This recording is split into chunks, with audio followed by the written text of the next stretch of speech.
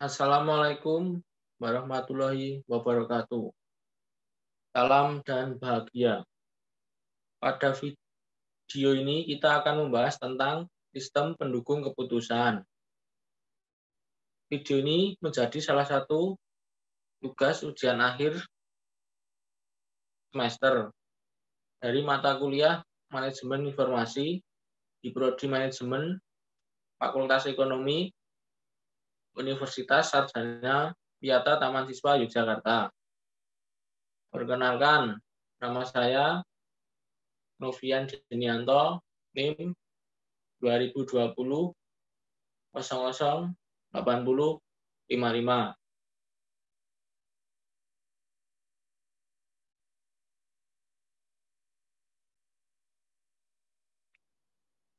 Untuk sistem pendukung keputusan atau SPK, sistem pendukung keputusan SPK atau Decision Support System DSS merupakan bagian dari sistem informasi berbasis komputer,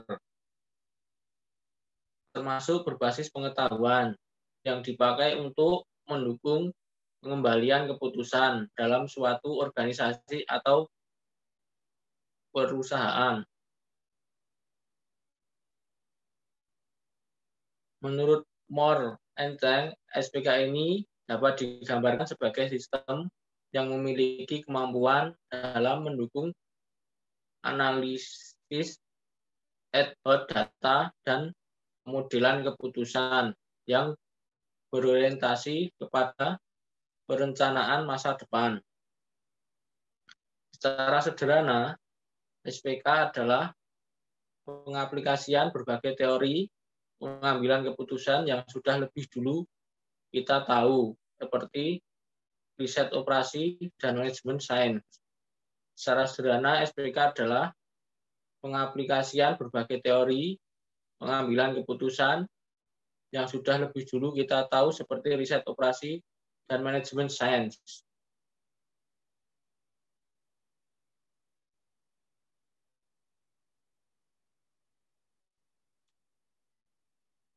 GIS membantu pengambilan keputusan.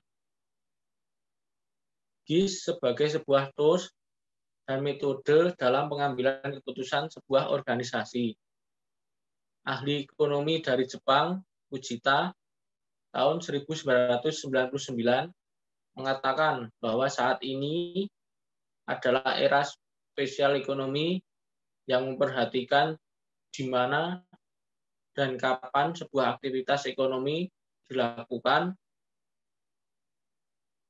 GIS sebenarnya adalah subclass dari MIS yang dikembangkan secara lebih inovatif sehingga memberikan keuntungan kompetitif bagi para pengambilan keputusan dalam memecahkan berbagai permasalahan yang beragam.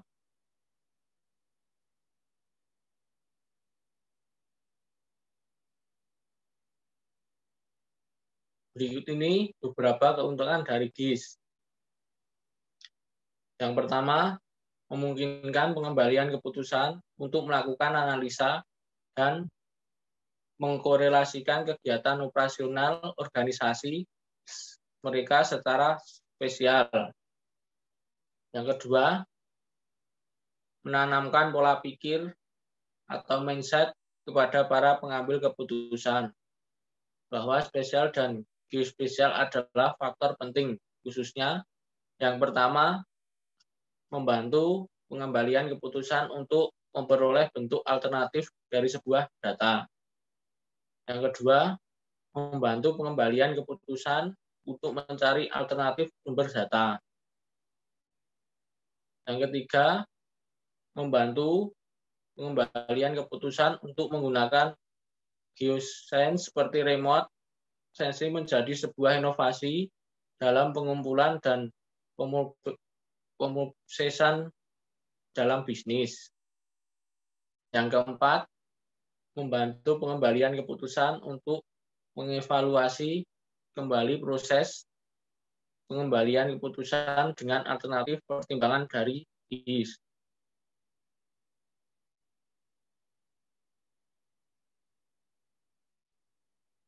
Sistem Informasi Eksekutif. Menurut Kadir tahun 2003 nomor 120, sistem informasi eksekutif disebut sebagai sistem pendukung eksekutif. Sistem ini merupakan sistem informasi yang menjadikan fasilitas yang fleksibel bagi eksekutif dalam mengakses informasi eksternal dan internal yang berguna untuk mengidentifikasi masalah atau mengenali peluang. Pemakaian yang awam dengan komputer pun tidak sulit. Mengaplikasikannya karena sistem dilengkapi antarmuka yang sangat memudahkan pemakai untuk menggunakannya.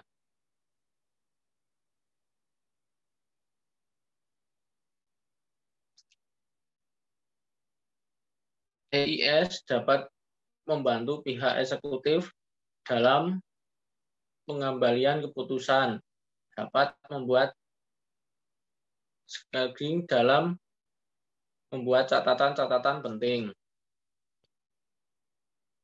Menurut McLeod tahun 2001, sistem informasi eksekutif merupakan suatu sistem yang khusus dirancang bagi manajer tingkat perencanaan strategis yang menyediakan informasi bagi eksekutif mengenai kinerja keseluruhan perusahaan.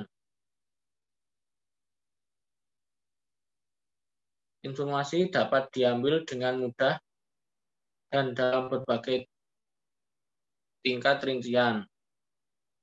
Informasi dapat ditampilkan dengan bentuk grafik, tabel, atau narasi.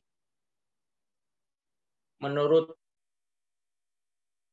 Jogianto tahun 2003 nomor 339, sistem informasi eksekutif adalah sistem informasi yang digunakan oleh manajer tingkat atas untuk membantu pemecahan masalah tidak terukur karena EIS mempunyai karakteristik yang khusus.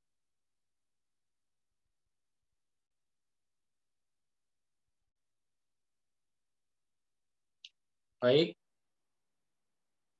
materi yang bisa saya sampaikan, kurang lebihnya mohon maaf. Wassalamualaikum warahmatullahi wabarakatuh.